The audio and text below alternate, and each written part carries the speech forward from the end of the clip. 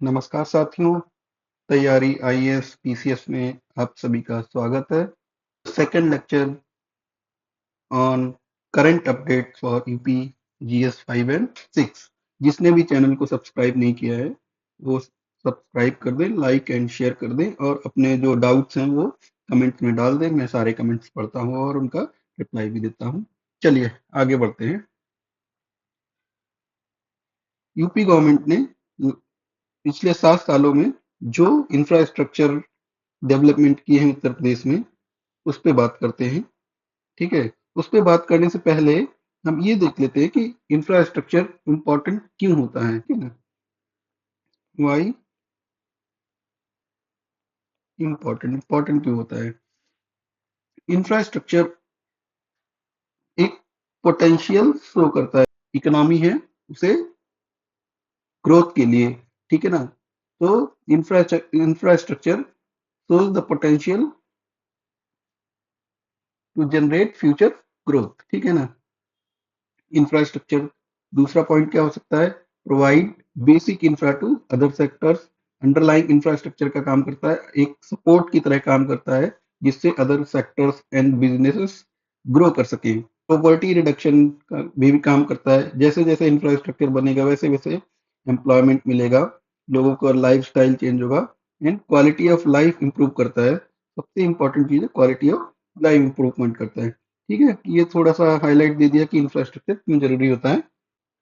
पिछले 7 सालों में UP government unprecedented infrastructure development किया है for seamless connectivity through air, water, road and rail network. ठीक है ना, सीमलेस कनेक्टिविटी प्रोवाइड करने के लिए through air, water, road and rail network. ठीक है, ट्रांसपोर्टेशन नेटवर्क में यूपी गवर्नमेंट ने सबसे ज्यादा फोकस किया है रोड इंफ्रास्ट्रक्चर को बेहतर बनाने के लिए, तेज बनाने के लिए और सुगम बनाने के लिए।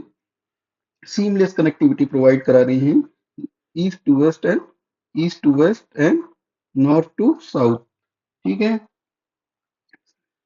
ऑपरेशनल स्टेटस क्या है, जो जो रोड इंफ्रास्ट्रक्चर है उसमें एक्सप्रेसवे के डेवलपमेंट पे बहुत ज्यादा फोकस किया गया है। करंटली 17 एक्सप्रेसवे 17 एक्सप्रेसवे यूपी में either they are being developed और they are in the phase of proposal और डेवलपिंग स्टेज। ठीक है, तो ऑपरेशनल कितने हैं, 6 एक्सप्रेसवे ऑलरेडी ऑपरेशनल हो चुके हैं। अंडर डेवलपमेंट कितने हैं, 7 अंडर डेवलपमेंट है और कुछ हैं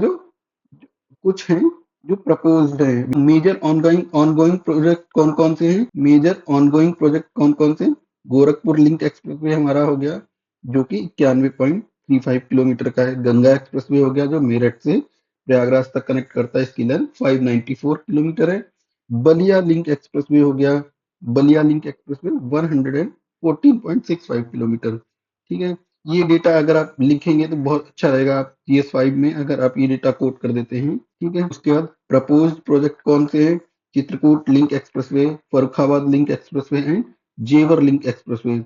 मैंने थोड़ा सा इन जो प्रपोज प्रोजेक्ट है इनके बारे में थोड़ा सा डिटेल दिया हुआ है यहाँ पे। Chitrakoot link expressway for connecting Bundelkhand expressway and Chitrakoot. ठीक है, ये इसके बारे में थोड़ा सा डिटेल है। 4 लेन एक्सप्रेसवे है, एक्सपेंडेबल टू 6 लेन भी हो सकता है, इसकी लेंथ 14 किलोमीटर है। 228 करोड़ इसकी लागत है। जो है UPEIDA Uttar Pradesh expressway industrial development authority इसे कंस्ट्रक्ट कर रही है और इसमें 100 करोड़ रुपीस यूपी गवर्नमेंट ने यूपीडा को ट्रांसफर कर दिए, ऑलरेडी ट्रांसफर कर दिए हैं। ठीक है, अगला हमारा हो गया फरुखाबाद लिंक एक्सप्रेसवे, आगरा लखनऊ। ये Farrukhabad link expressway Agra Lucknow expressway, Ganga expressway and Bundelkhand expressway को कनेक्ट करता है। ठीक है ना, मेजरली ये आगरा को चित्रकूट से कनेक्ट करेगा, आगरा को चित्रकूट से कनेक्ट करेगा। उसके बाद हमारे पास तीसरा जेवर लिंक एक्सप्रेसवे हो गया जो कि Delhi Mumbai expressway, Yamuna expressway and eastern peripheral expressway and western peripheral expressway को कनेक्ट करेगा एंड इसकी लेंथ 31 किलोमीटर है और ये 6 लेन एक्सप्रेसवे होगा जो कि एक्सपेंडेबल टू 8 लेन एक्सप्रेसवे है। और ये जेवर एयरपोर्ट को इन सबसे कनेक्ट करेगा, जेवर एयरपोर्ट को इन सारे एक्सप्रेसवे से कनेक्ट करेगा। आगे देखते हैं रेलवे नेटवर्क। रेलवे नेटवर्क में जनरली रेलवे सेंट्रल गवर्नमेंट का होता है, सेंट्रल गवर्नमेंट के अधिकार क्षेत्र में होता है। लेकिन देखते हैं लार्ज यूपी में रेलवे की क्या स्थिति है।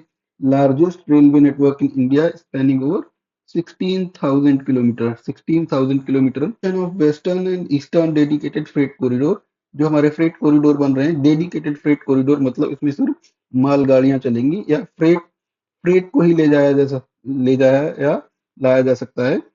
का जंक्शन है वो दादरी, दादरी जो कि ग्रेटर नोएडा के पास में है, वहां पर बनाया गया है। ठीक है। एविएशन सेक्टर में यूपी में क्या स्थिति है एविएशन में, तो एविएशन में एयरपोर्ट डेवलपमेंट हो चुका है। इसमें 5 इंटरनेशनल एयरपोर्ट्स हैं, 5 इंटरनेशनल एयरपोर्ट्स हैं, 16 डोमेस्टिक एयरपोर्ट्स हैं। इंटरनेशनल एयरपोर्ट कंस्ट्रक्शन ऑनगोइंग इन जेवर नोएडा। जो कि इसके आगे हम एक यहाँ पे एक और अपडेट देना चाहेंगे, एयर संख, एयर संख एक नई एयरलाइन को लाइसेंस दिया गया है अभी। इसका हेडक्वार्टर जो कि जेवर में ही होगा, जेवर इंटरनेशनल एयरपोर्ट पर होगा। ठीक है ना, ये अपडेट है। जेवर एयरपोर्ट पर इसका हेडक्वार्टर होगा एयर संघ, जो कि यूपी की फर्स्ट एयरलाइंस होगी। अब हम थोड़ा सा मैप में देख लेते हैं, थोड़ा सा मैप में देख लेते हैं कि ये जो इंटरनेशनल एयरपोर्ट यूपी में कहाँ कहाँ है। जेवर इंटरनेशनल एयरपोर्ट ये ग्रेटर नोएडा में है। उसके बाद हमारा वाराणसी इंटरनेशनल एयरपोर्ट हो गया, जिसे लाल बहादुर शास्त्री इंटरनेशनल एयरपोर्ट भी बोलते हैं, ये प्रयागराज में है, ये प्रयागराज में है। उसके पास लखनऊ इंटरनेशनल एयरपोर्ट हो गया हमारा। उसके बाद कुशीनगर इंटरनेशनल एयरपोर्ट हो गया एंड अयोध्या इंटरनेशनल एयरपोर्ट हो गया। ठीक है ना, तो टोटल हमारे 5 इंटरनेशनल एयरपोर्ट हैं। और आप ये देखिए, ये और हमारे जो डोमेस्टिक एयरपोर्ट हैं, Prayagraj airport, Chitrakoot airport, Kanpur airport, Jhansi airport, Agra Agra airport, बहुत से छोटे लगभग 15 एयरपोर्ट्स हैं, 16 डोमेस्टिक एयरपोर्ट्स हैं। ठीक है ना। Okay, आगे बढ़ते हैं ये देखिए थोड़ा सा डेडिकेटेड फ्रेट कॉरिडोर के बारे में देखते हैं। ये वेस्टर्न डेडिकेटेड फ्रेट कॉरिडोर इधर से जा रहा है, वेस्टर्न डेडिकेटेड फ्रेट कॉरिडोर जा रहा है। और ईस्टर्न डेडिकेटेड फ्रेट कॉरिडोर भी कहीं से आ रहा होगा, और दादरी में ये जंक्शन बनाया जाएगा। आगे बढ़ते हैं waterways development of first inland waterway. जो इंडिया का फर्स्ट इनलैंड वाटरवे है, उसका डेवलपमेंट किया जा रहा है। National waterway number 1, national waterway number 1 उसका डेवलपमेंट किया जा रहा है। Establishment of Uttar Pradesh inland waterway authority is in progress. ठीक है ना, Uttar Pradesh inland waterway authority progress में है। First freight village being developed in Varanasi, being developed in Varanasi bye inland waterway authority of India. ठीक है ना, फर्स्ट फ्रेट विलेज जो 100 एकड़ पे होगा, 100 एकड़ में होगा। फ्रेट विलेज मतलब वहाँ पे इनलैंड फ्रेट विलेज होगा। वहाँ पे मल्टी मॉडल कनेक्टिविटी प्रोवाइड करने के लिए हम देख रहे हैं कि एयर वाटर लैंड कनेक्ट किया जा सकता है। आगे बढ़ते हैं इंडस्ट्रियल डेवलपमेंट देखते हैं। डिफेंस सेक्टर में डिफेंस इंडस्ट्रियल कॉरिडोर के 6 नोड्स हैं, जो कि उत्तर प्रदेश में डेवलप किए जा रहे हैं। Defence industrial corridor across 6 nodes, Lucknow, Agra, Kanpur, Jhansi, Aligarh and Chitrakoot. ठीक है ना, लखनऊ, अलीगढ़, कानपुर, झांसी, आगरा एंड चित्रकूट। इसे हम मैप पे देख लेते हैं। आगरा आगरा झांसी, लखनऊ, चित्रकूट एंड कानपुर, इस 6 के इसमें हम देख लेते हैं। Around investment of 30,000 crore investment, project worth 30,000 crore already आ चुके हैं। उसमें इंपॉर्टेंट है हमारा Bharat dynamics limited in Jhansi and BrahMos missile manufacturing unit in Lucknow. अभी अमेरिकन पिस्टल है, उसकी भी बात चल रही है कि वो कानपुर से मैन्युफैक्चरिंग करेगी, कानपुर में अपनी एक यूनिट खोलेगी under defence defence industrial corridor. ठीक है, आगे बढ़ते हैं। टेक्नोलॉजी एंड मैन्युफैक्चरिंग में क्या स्थिति है। 45% contribution 45% contribution to India total manufacturing Uttar Pradesh में हो रही है आजकल। ठीक है ना, 45% contribution to India total mobile manufacturing in Uttar Pradesh में हो रही है। ठीक है, ये देखिए 45% बहुत इंपॉर्टेंट, 45% कंट्रीब्यूशन हम मोबाइल मैन्युफैक्चरिंग उत्तर प्रदेश में कर रहे हैं। Development project in Yamuna expressway region, जो हमारा ईडा यमुना एक्सप्रेसवे बन रहा है, यमुना एक्सप्रेसवे के आसपास एक न्यू सिटी बनाने की बात चल रही है, जिसे ईडा के नाम से जाना जाएगा, ईडा के नाम से जाना जाएगा, Yamuna expressway industrial development authority. ठीक है, उसमें देखिए फिल्म सिटी बन रही है, फिल्म सिटी बन रही है इन उसी, लेकिन अब ईडा में बनाने की बात चल रही है। इसका एरिया 1000 एकड़ होगा, 1000 एकड़ होगा। Is being developed by YEIDA. ठीक है, बीइंग डेवलप्ड बाय ईडा। और भी ईडा में क्या क्या चीजें चल रही है बनाने की बात चल रही है, toy park, apparel park and handicraft park, logistic hub, ये सब ईडा में ही बनाने की बात चल रही है, ईडा में बनाने की बात चल रही है। आगे बढ़ते हैं। यूपी में industrial park and industrial zone बनाए जा रहे हैं, जिससे कि इंफ्रास्ट्रक्चर को बूस्ट मिल सके। वो कौन कौन से होंगे? एक हमारा हो गया IIT GNL in greater Noida. ये हमारा आईआईटी क्या है? ये हमारा है इंटीग्रेटेड इंडस्ट्रियल टाउन। एक इंटीग्रेटेड इंडस्ट्रियल टाउन हमारा ग्रेटर नोएडा में बनाने की बात चल रही है। मेगा फूड पार्क हो गया, mega food park in Bareilly, ठीक है ना। Trans Ganga city in Unnao, ये प्लान्ड सिटी है हमारी, trans Ganga city in Unnao में बनाने की बात चल रही है। Plastic park and garment park in Gorakhpur, ठीक है। Multiple flatted factory multiple flatted factory complexes बनाने की बात चल रही है। पीएम मित्रा पार्क जो कि हमारा टेक्सटाइल पार्क है इन लखनऊ, नियर लखनऊ है वैसे, नियर लखनऊ, हरदोई संडीला के पास में इसे बनाने की बात चल रही है। हमारा फार्मा पार्क हो गया, pharma park in Lalitpur and Jhansi. उसके बाद अतर, that is perfume, perfume park in Kannauj, Kannauj में बनाने की बात ऑलरेडी बन चुका है, ऑलरेडी बन चुका है, स्टार्ट होने वाला है अतर park in Kannauj. And medical device park in YEIDA, ठीक है ना, medical device park in YEIDA. अगर ये सारी चीजें आप यूपी के मैप पे शो करेंगे तो बहुत अच्छा रहेगा। उसके लिए एक दो बार आपको रिवीजन करना पड़ेगा इसका। आगे बढ़ते हैं। रीजनल डेवलपमेंट इनिशिएटिव्स क्या है? रीजनल डेवलपमेंट इनिशिएटिव देखते हैं। बुंदेलखंड, जो बुंदेलखंड रीजन है उसे प्रॉपरली डेवलप करने की बात चल रही है। आइए मैप में देखते हैं बुंदेलखंड रीजन, मैप में देखते हैं बुंदेलखंड रीजन। ये वाला रीजन है हमारा, ये वाला रीजन, इसे नॉर्मली बुंदेलखंड रीजन के नाम से जानते हैं। ये रीजन हो गया, इसे प्रॉपरली डेवलप करने की बात चल रही है, ठीक है ना। इसे डेवलप करने के लिए हमने क्या बनाया है? एक बुंदेलखंड एक्सप्रेसवे बना रहे हैं। बुंदेलखंड रीजन को डेवलप करने के लिए प्रॉपर कनेक्टिविटी प्रोवाइड की जा रही है, वाटर प्रोवाइड किया जा रहा है, वाटर प्रोवाइड किया जा रहा है, प्रॉपर कनेक्टिविटी प्रोवाइड की जा रही है बुंदेलखंड रीजन। और इसे कौन डेवलप कर रहा है? इसे Bundelkhand industrial development authority develop करेगी, दैट इज बीडा। इस शॉर्ट फॉर्म में बीडा भी बोलते हैं, बुंदेलखंड इंडस्ट्रियल डेवलपमेंट अथॉरिटी। कैसे डेवलप किया जाएगा देखते हैं। Six industrial cities Six industrial cities to be developed along BIDA. Six industrial cities to be developed along Bundelkhand expressway. यहाँ पे करेक्ट कर लीजिए थोड़ा सा, बुंदेलखंड एक्सप्रेसवे। एंड डेवलप कौन करेगा? बीडा डेवलप करेगा, ठीक है ना। उसके बाद फर्स्ट न्यू सिटी डेवलप, बीडा जो हमारी होगी, Bundelkhand industrial development authority बीडा।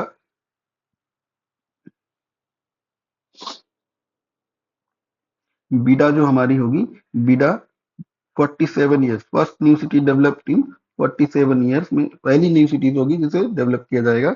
Industrial corridor develop किए जा रहे हैं। Six new industrial corridor along Purvanchal expressway.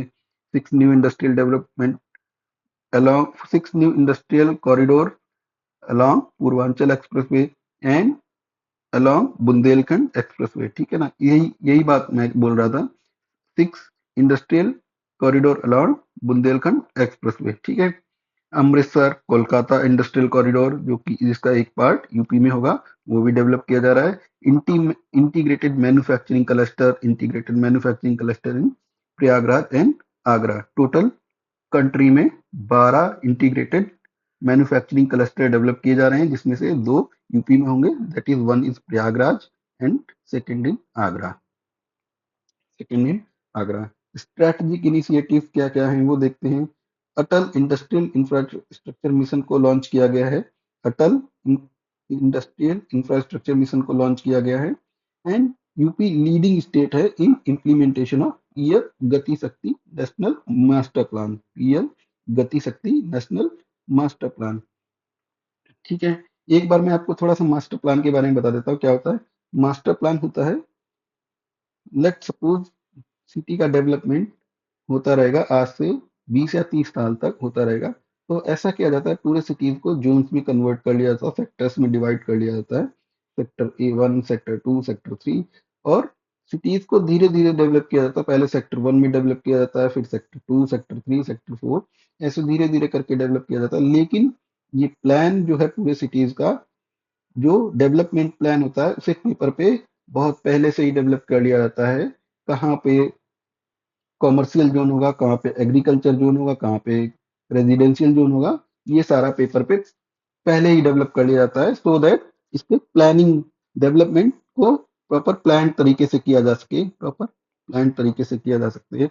जो ये प्लानिंग होती है, प्रॉपर प्लानिंग होती है सिटीज की, इसे मास्टर प्लान बोलते हैं, मास्टर प्लान बोलते हैं।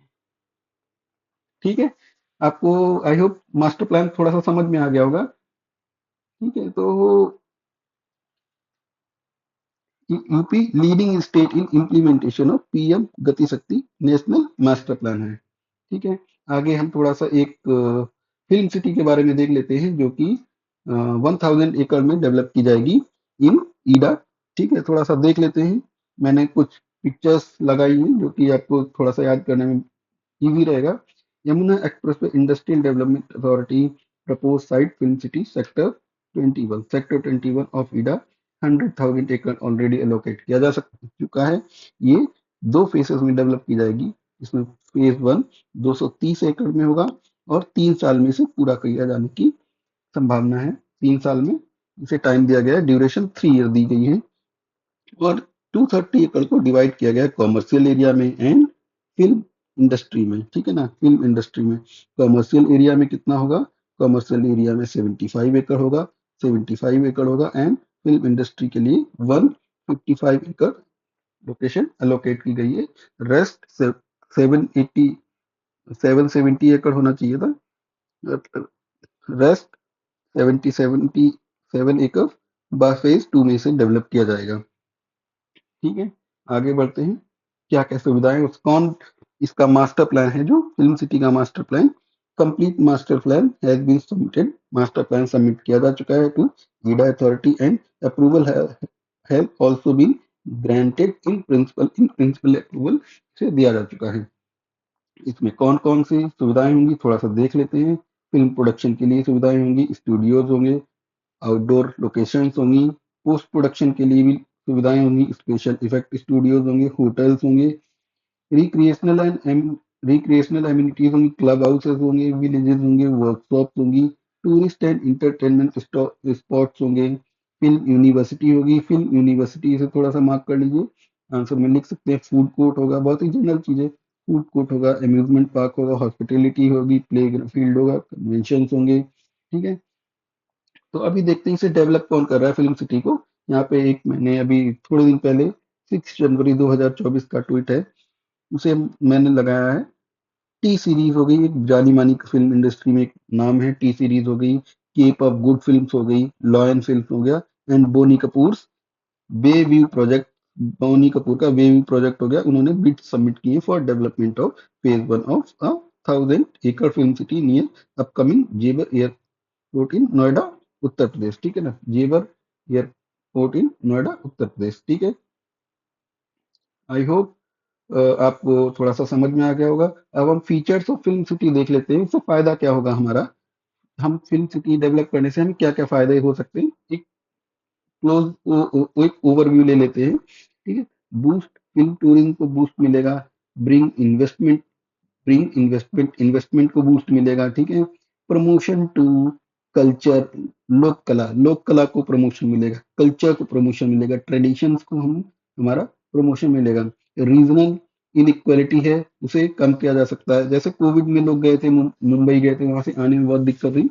तो अभी जो मूवीज हैं वो यूपी में बनेगी, तो लोग वहां कम जाएंगे। ठीक है ना, रीजनल इनइक्वालिटी हो गई, उसे कम किया जा सकता है। माइग्रेशन को कर्व किया जा सकता है। ठीक है ना, ये कुछ फिल्म सिटीज बनने के कुछ फायदे हो गए, ठीक है ना।